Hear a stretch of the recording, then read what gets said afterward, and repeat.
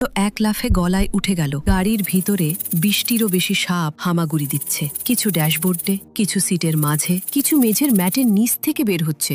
তাদের গায়ে চকচকে চামড়া, তাদের তীব্র গতিবিধি আর ফোঁস ফোঁস শব্দ খুবই ভয়ঙ্কর।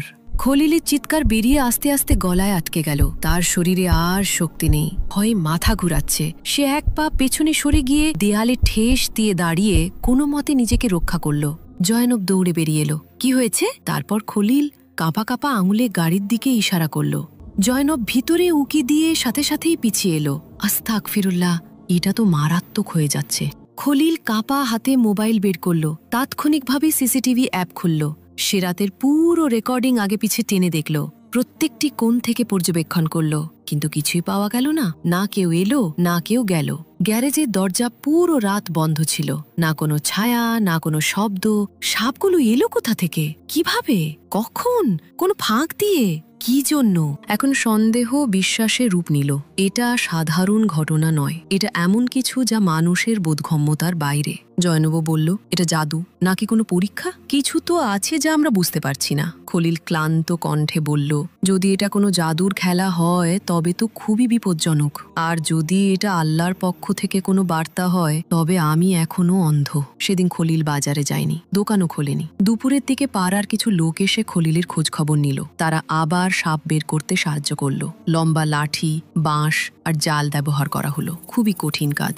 সবাই মিলে কাজটি সম্পন্ন করল। যখন গ্যারেজ খালি হলো তখন খলিল সেখানেই দাঁড়িয়ে গলা ফাটিয়ে আজান দিল, যেন নিজের হৃদয় থেকে অন্ধকার দূর করার চেষ্টা করছিল। সন্ধ্যার সময় সে মৌলভী আসলামের কাছে ছুটে গেল। মনে অগণিত প্রশ্ন, কিন্তু মুখে শুধু একটি বাক্য। মৌলভী আসলাম গ্রামের কোণে মসজিদের পাশে একটি ছোট হুজরায় থাকতেন। তার চেহারায় সবসময় এক ধরনের গম্ভীর শান্ত ছাপ থাকত, এবং তার কণ্ঠে এমন গভীরতা ছিল যা শুনলে মানুষ থমকে যেত। তিনি বহু বছর ধরে গ্রামের শিশুদের ধর্মীয় শিক্ষা দিচ্ছেন, নামাজে ইমামতি করছেন এবং মানুষের বিচার মীমাংসা করে আসছেন।